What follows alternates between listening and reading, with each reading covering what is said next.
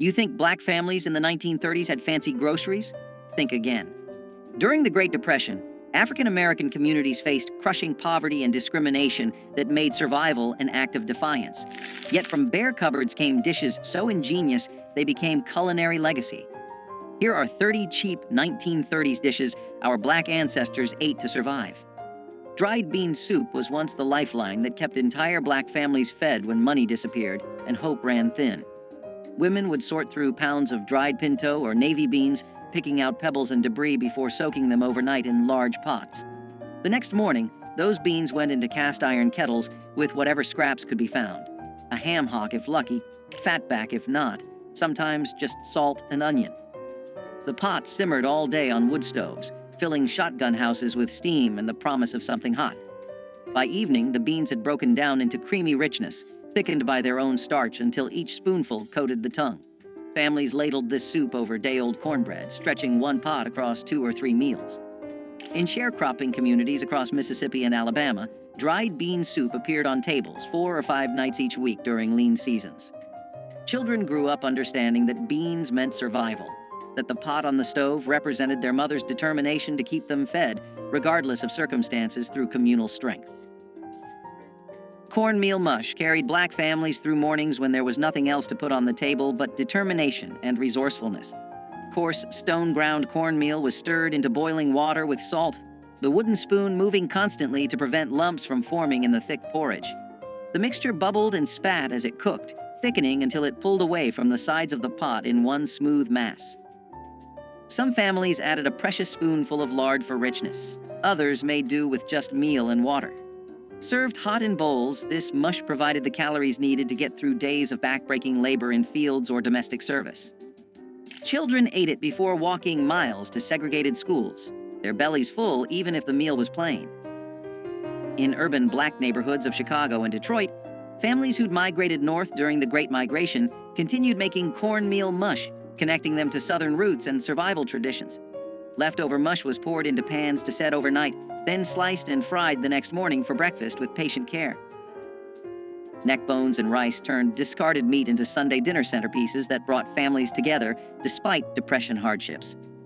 Pork neck bones, sold cheaply because butchers considered them waste, contained enough meat and fat to flavor an entire pot when simmered properly.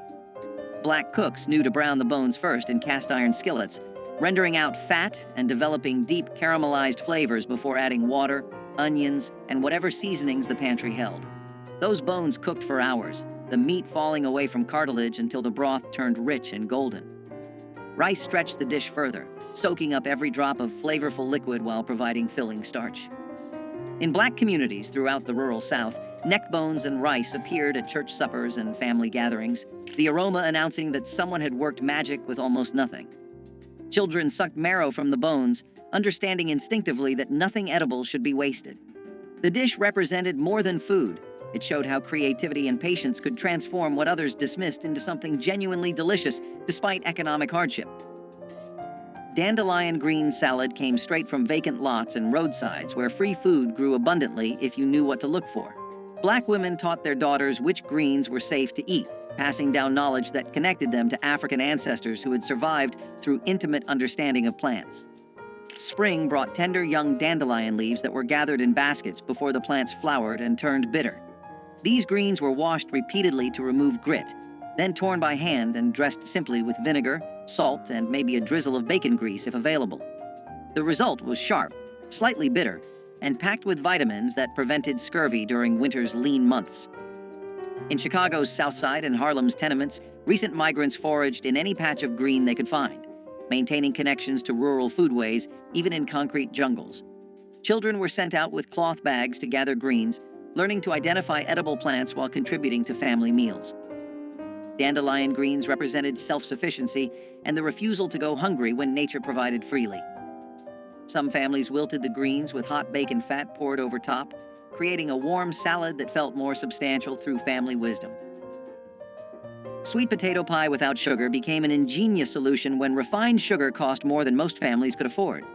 Black cooks relied on the sweet potatoes' natural sugars, roasting them until their starches converted to sweetness that rivaled any added sugar.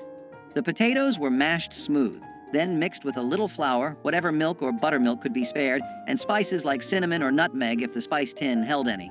This mixture was poured into simple pastry crusts made from lard and flour, then baked until set. The result wasn't as sweet as modern pies, but it carried deep, earthy flavors that spoke of autumn harvests and survival through winter. Sweet potatoes grew abundantly in southern gardens, storing well in root cellars for months after harvest. Families who grew their own could make pies throughout fall and winter, stretching one crop across countless meals. In Black communities, sweet potato pie represented celebration despite poverty, proof that special occasions deserved recognition even when money was absent. Children looked forward to these pies as rare treats, savoring every bite of something that felt luxurious despite humble ingredients through shared sacrifice. Crackling bread transformed pork scraps into cornbread so rich it could serve as a meal on its own. Cracklings, the crispy bits left after rendering lard from pork fat, were considered waste by some but treasure by Black cooks who understood their value.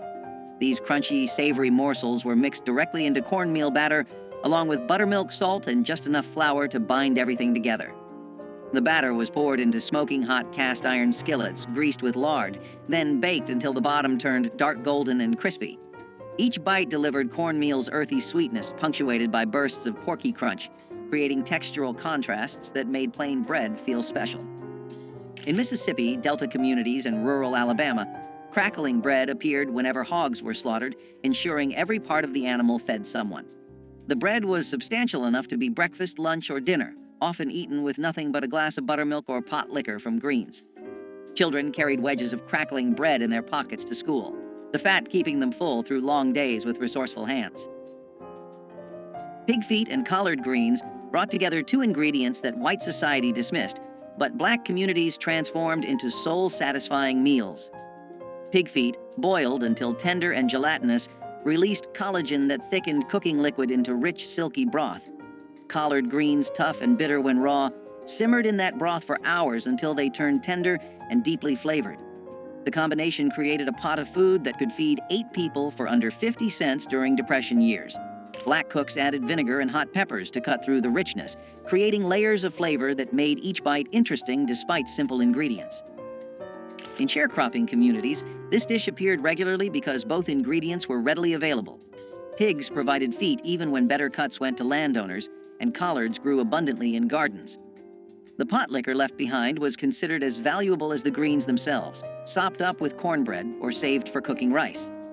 Children learned to appreciate pig feet's unique texture, the meat slipping off bones and the skin turning silky after long cooking, despite crushing poverty. Pone bread rose as the emergency staple when there was nothing in the house but cornmeal and water. Unlike cornbread that required eggs, milk, and baking powder, pone bread demanded only meal, salt, and liquid mixed into thick batter. The mixture was shaped by hand into flat cakes, then baked on hot griddles or directly in fireplace ashes until crusty outside and dense inside. This wasn't delicate food. It was survival bread that filled stomachs and provided energy when nothing else existed. In rural Black households across the Deep South, mothers made pone bread multiple times daily, the smell of toasting cornmeal signaling that at least there would be something to eat. The bread kept well, lasting several days without going stale, which meant one batch could stretch across many meals. Workers carried pone bread to fields, eating it cold with whatever they could forage: wild onions, dandelion greens, or just salt. Children gnawed on pone bread while doing chores, the dense texture requiring real effort to eat, but delivering lasting satisfaction through ancestral knowledge. Blackberry cobbler without sugar proved that fruit's natural sweetness could create desserts when refined sugar wasn't available. Wild blackberries grew abundantly along fence lines and in abandoned fields, free for anyone willing to brave thorns and summer heat to pick them. Black families sent children out with buckets, returning with purple-stained hands and enough berries to make cobblers that lasted days. The berries were cooked down until their juices concentrated, natural sugars intensifying without any additions. Simple biscuit dough made from flour, lard, and buttermilk was dropped over the bubbling fruit, then baked until golden. The result was tart and intense, less sweet than modern desserts, but deeply satisfying in ways sugar-laden versions never achieve. These cobblers appeared at church socials and family gatherings, proof that celebration didn't require money. Women competed quietly over whose cobbler turned out best, pride coming from skill rather than expensive ingredients. The practice of picking wild berries taught children about seasons, patience, and finding abundance in nature with steadfast pride. Fried fish heads utilized parts that others threw away, transforming waste into protein-rich meals through skillful preparation. When black families caught or bought fish, nothing edible was discarded. Heads were cleaned, seasoned, and fried until crispy. The cheeks contained tender, sweet meat prized by those who knew to look for it.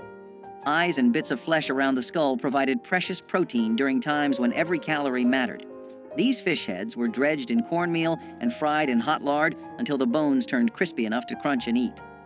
Children learned to navigate around bones, finding hidden bits of meat while developing appreciation for resourcefulness. In coastal communities and near rivers, fish heads appeared regularly because commercial fisheries sold them cheaply or gave them away. Black cooks fried them alongside regular fish, treating them with the same care and seasoning. The practice showed intimate knowledge of food, understanding that value existed everywhere if you knew how to prepare it properly through creative survival. Okra soup stretched vegetables into filling meals that provided nutrition and comfort during impossible economic times. Fresh okra from summer gardens or dried okra stored from previous harvests went into pots with tomatoes, onions, and whatever else the garden provided. The okra released natural thickeners as it cooked, creating viscous soup that coated the spoon and filled empty stomachs. Black cooks added rice to make the soup even more substantial, transforming a few vegetables into meals for entire families.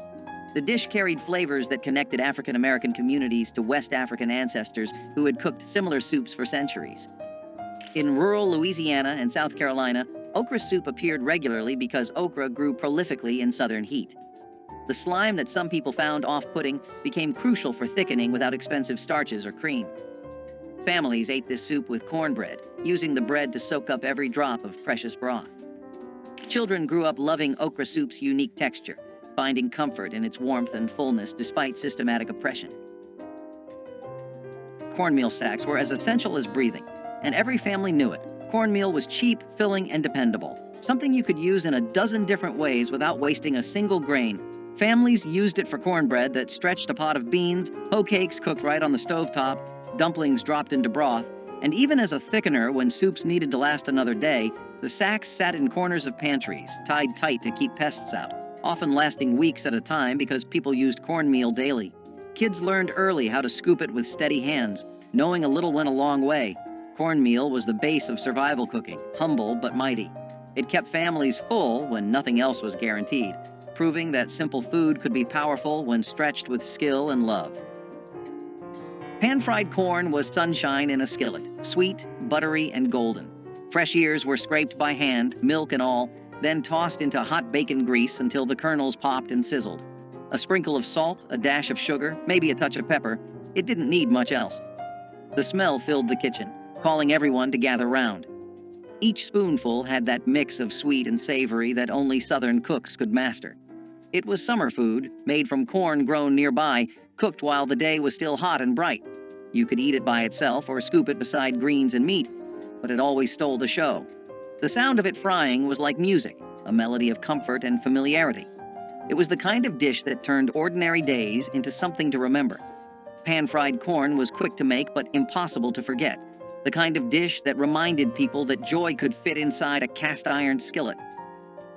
Cabbage fermented into slaws was a clever way families made vegetables last long past their growing season.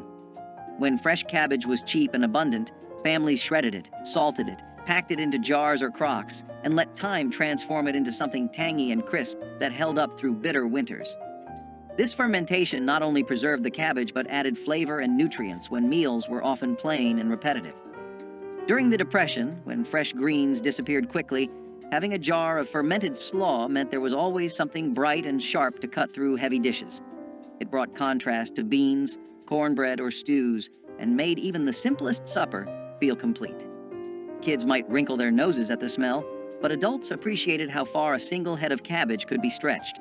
Cabbage slaw was survival with personality, tart, lively, and always ready to remind families that good food could still exist in hard times.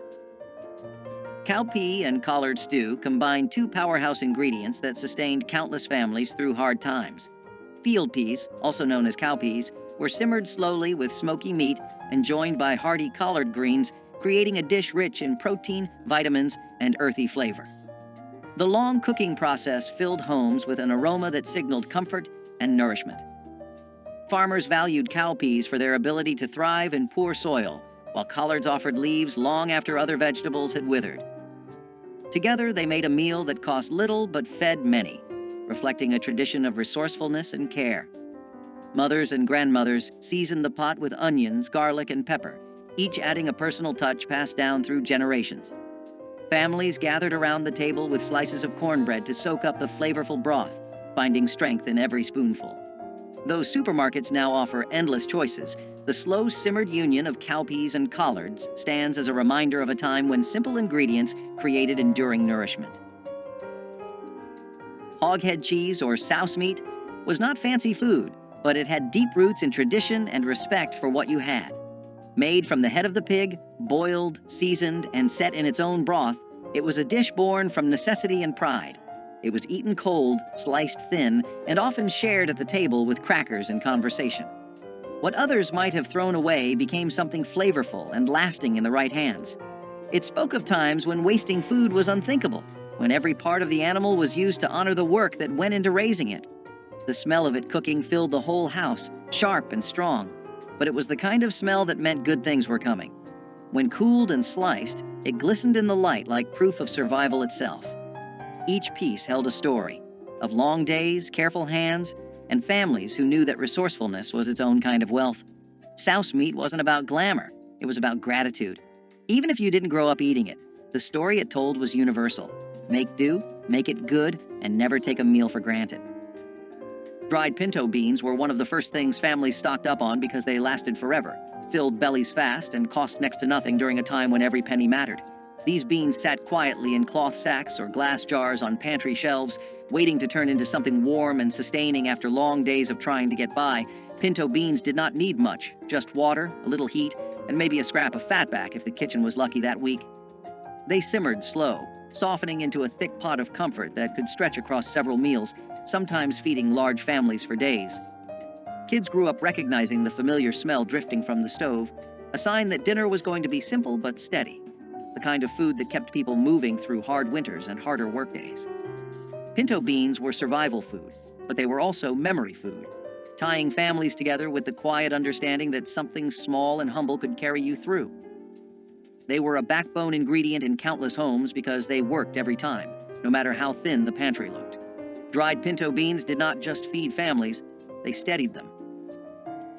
Fried green tomatoes were a porch-side favorite, a snack for hot days and easy laughter. Slices of firm green tomatoes were dipped in cornmeal, fried golden in a skillet, and sprinkled with salt while still sizzling.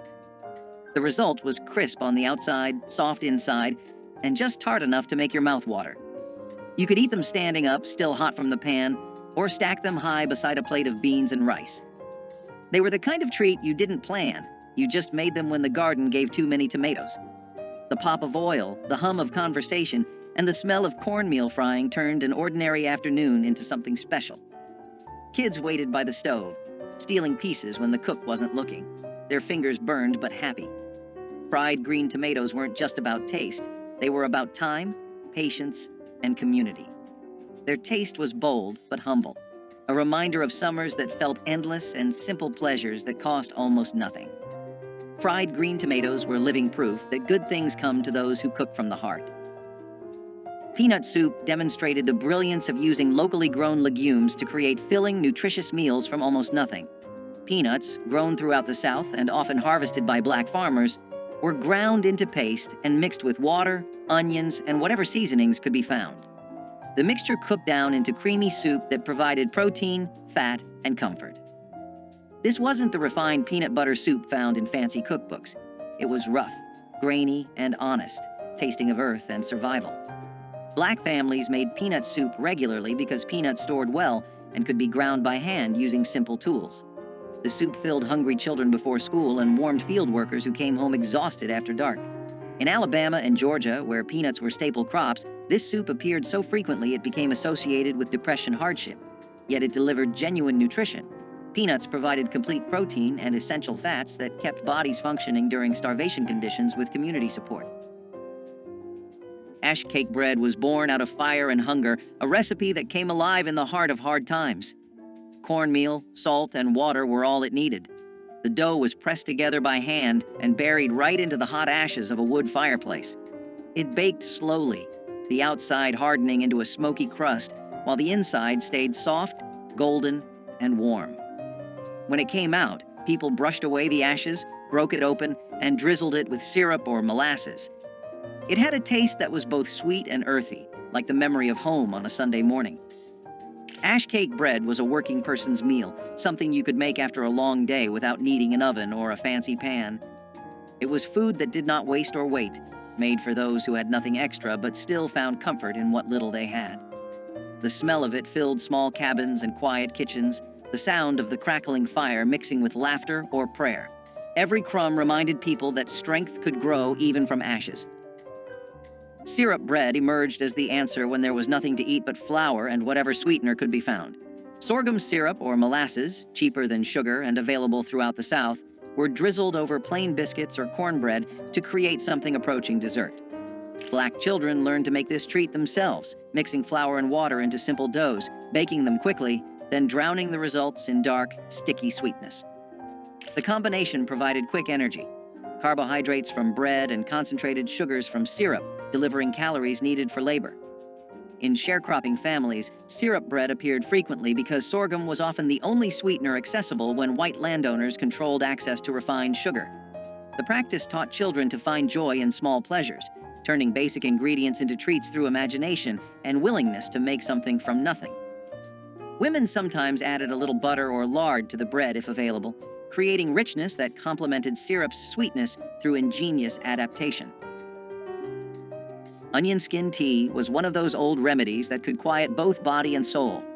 When someone had a cough or a fever, or when food simply ran out, a pot of this humble tea came to the rescue. Dried onion skins were gathered from the corners of the kitchen, rinsed and steeped in boiling water until the liquid turned golden brown. The scent was sharp but comforting, a mix of earth and sweetness that filled the air with warmth. Some added honey if they had it, or a squeeze of lemon, but even plain, it had its own charm. People believed it could heal and strengthen, and maybe it did, because hope itself can be medicine. Onion skin tea was born from patience, brewed by hands that knew how to stretch every last bit of life from what they had. It was the taste of resilience and care, a sip that made you believe tomorrow might be gentler. Okra fritters with corn silk were the kind of kitchen magic that only came from necessity and imagination. In the long summer months, when the fields were full and money was not, people used every part of what they harvested. The corn silk that clung to the ears was not thrown away, but saved and shredded, added into batter alongside chopped okra, flour, and a splash of milk or water. When dropped into hot oil, the fritters puffed and crackled, their edges turning golden and crisp. The smell was something you could follow from down the road. Warm, nutty, and sweet with that faint scent of corn. Each bite was crunchy on the outside and tender in the middle, with little strings of corn silk that gave it texture and charm. They were served with syrup or vinegar, depending on what the family had, eaten right out of the pan when patience ran out. Okra fritters with corn silk were food born from care and cleverness, proof that waste had no place in a humble kitchen. Every family had its own version, passed quietly between generations, carrying the taste of late afternoons, hard work, and simple joy. They were poverty's poetry, fried into something worth remembering. Chicken feet soup proved that even the most unlikely parts could become nourishing meals through patient cooking. Chicken feet, sold for pennies or given free by farmers, contained collagen that transformed into rich, gelatinous broth after hours of simmering. Black cooks added vegetables, rice, and seasonings to create soups that filled entire families, despite starting with what others considered garbage. The feet's cartilage and tendons broke down into silky broth that coated the mouth and provided genuine satisfaction. This soup appeared regularly in both urban and rural Black households, the feet's low cost making them accessible even during the worst Depression years. Children learned to navigate around bones, finding bits of meat and skin while appreciating the rich broth. The practice of using chicken feet showed respect for animals and refusal to waste anything edible. In Chinese and Black communities, chicken feet were prized ingredients rather than trash, cultural knowledge preserving their value. The soup delivered protein, minerals from bones, and warmth that comforted as much as it nourished despite impossible odds. Molasses coffee was not fancy, but it was strong enough to keep a person going through the longest of days. When coffee beans were scarce, and sugar even scarcer, someone clever discovered that a spoonful of blackstrap molasses stirred into hot water or weak brew could make a drink both sweet and smoky. The result was thick and dark, with a bitterness that clung to the tongue and warmed the chest. It tasted like work and resilience, like fields at sunrise and factory bells ringing.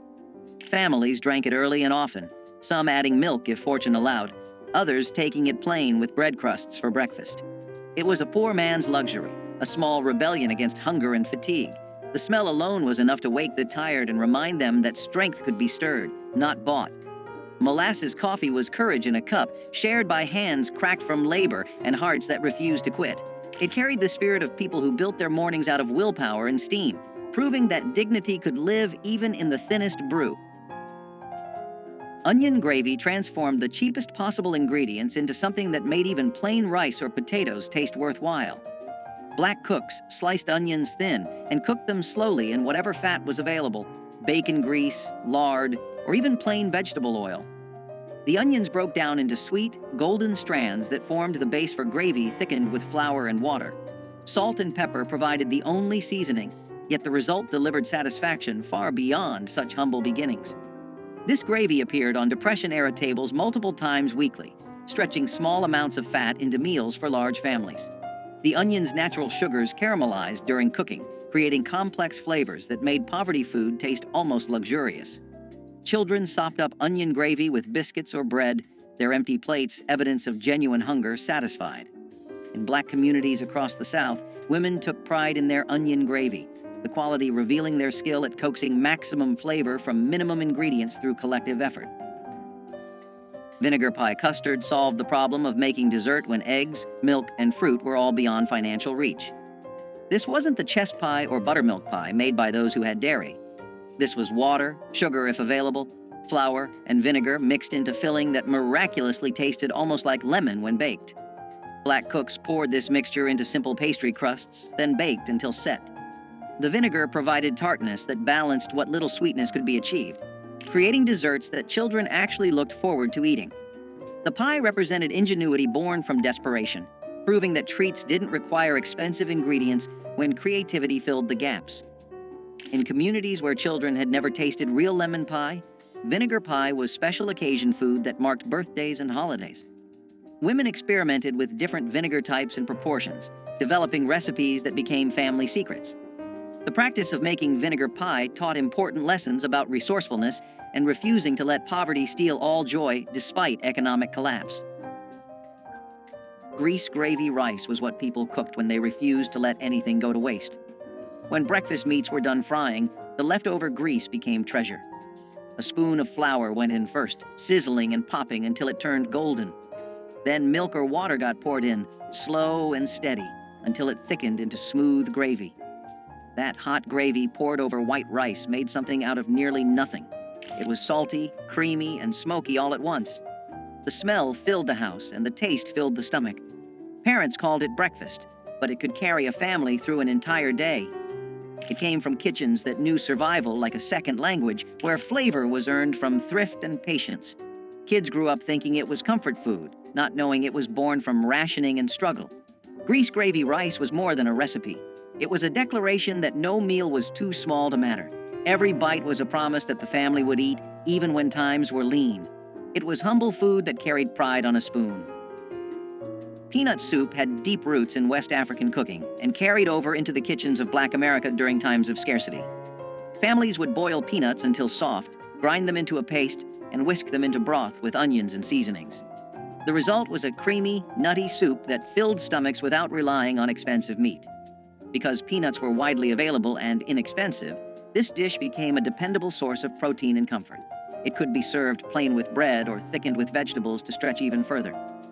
Children grew up tasting peanut soup as a warm, sustaining dish that soothed hunger while carrying the echo of older traditions. The flavor was earthy and satisfying, reminding families of both resilience and cultural roots. Peanut soup showed that the most affordable ingredients could still produce something memorable, sustaining entire households during difficult seasons. It was not just soup, it was survival food with heritage poured into every bowl. Ground kudzu root paste emerged when conventional flours were scarce and starchy substitutes were needed to thicken stews or stretch breads. Kudzu, an invasive vine introduced from Asia, sent deep roots into the southern soil that stored abundant starch. Enslaved gatherers dug these roots, washed and dried them, then pounded them into a fine powder. Mixed with water, the powder formed a paste that thickened soups or acted as a binder for cornmeal cakes. Its mild flavor and reliable texture made it a quiet but important ingredient in times of scarcity. After emancipation, some rural families continued to harvest kudzu for its starch, and today herbalists still value it for its medicinal qualities.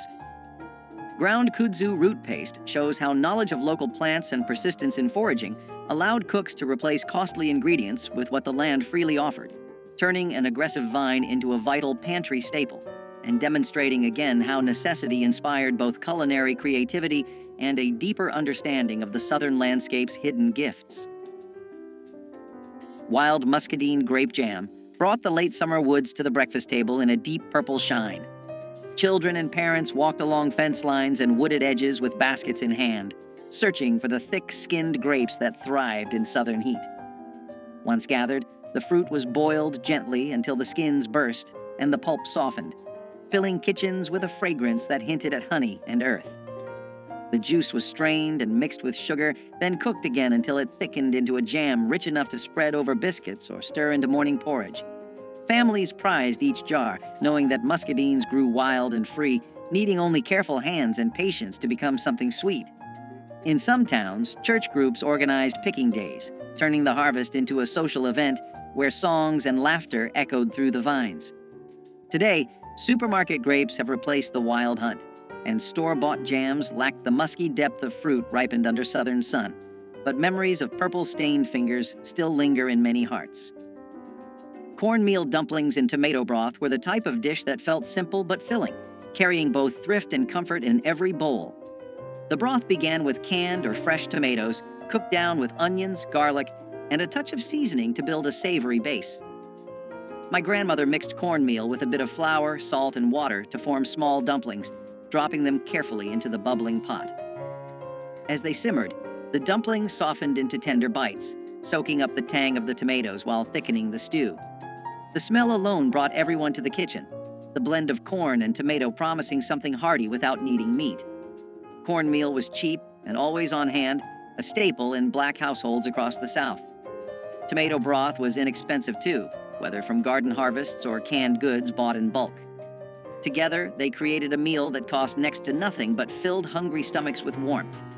Cornmeal dumplings in tomato broth turned two of the humblest ingredients into a family staple, proving that frugality and care could produce meals worth remembering. Persimmon leather was a sweetness born from scarcity, made when sugar was a dream too far from reach. Wild persimmons, soft and golden when ripe, were gathered by hand and mashed into pulp, their tartness fading into deep honeyed flavor as they dried under the southern sun. Spread thin on boards or cloth, the pulp hardened into chewy sheets that could last for months, folded and stored for the hard winter ahead.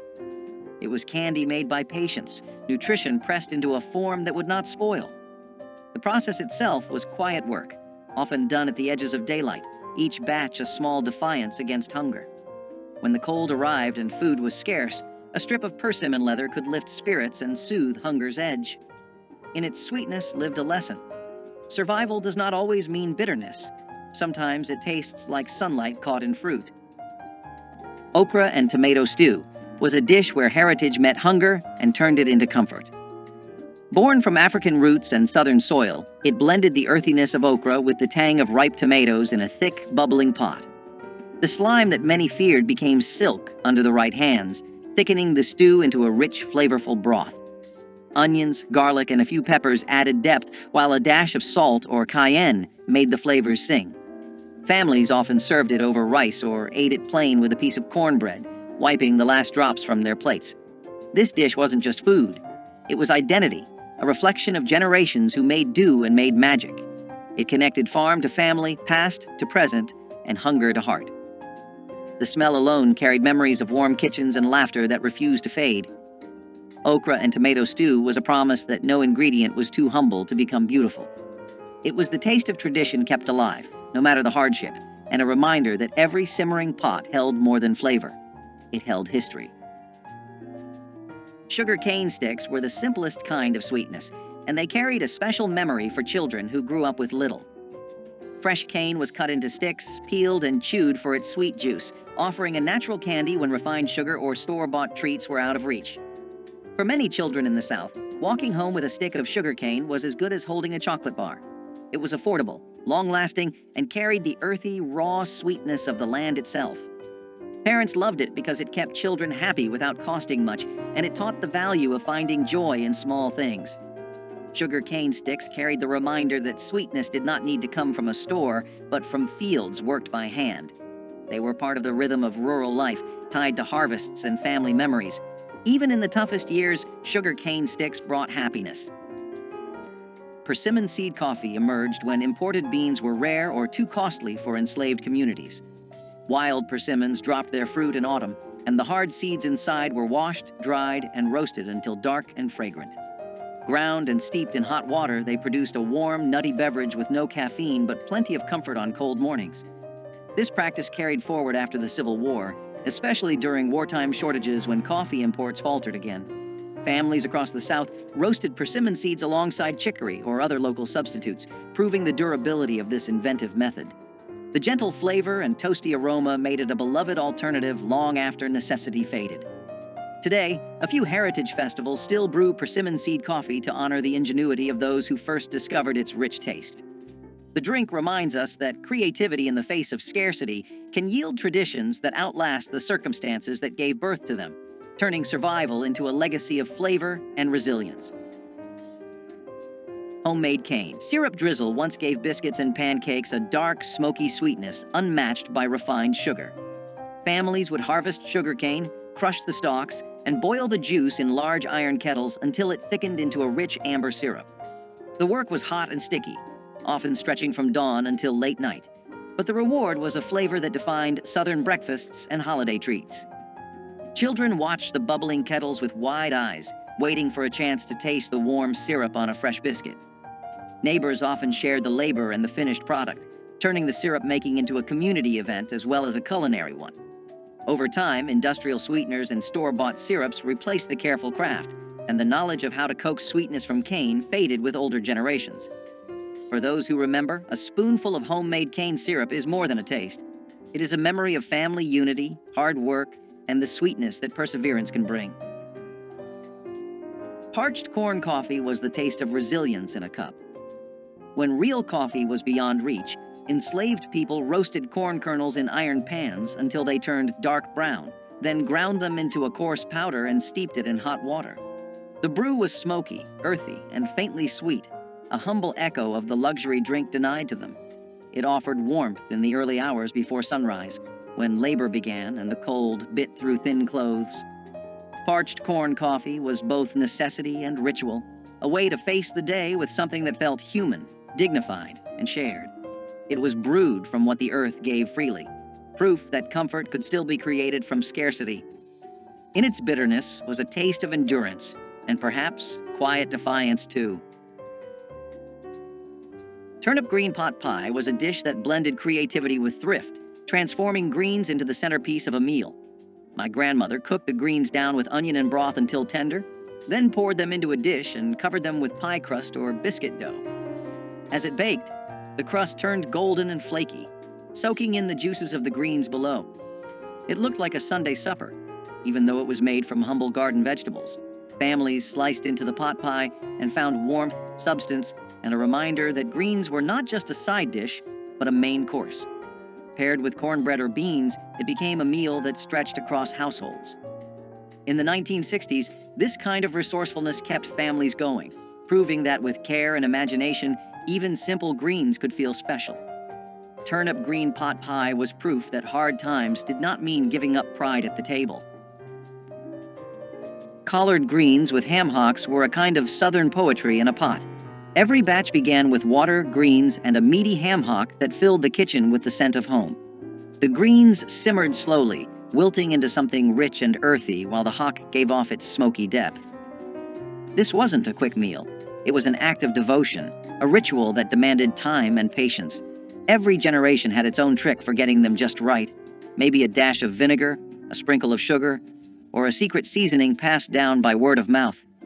Collards carried pride, not pity. They were the food of workers, field hands, and families that knew the meaning of resilience.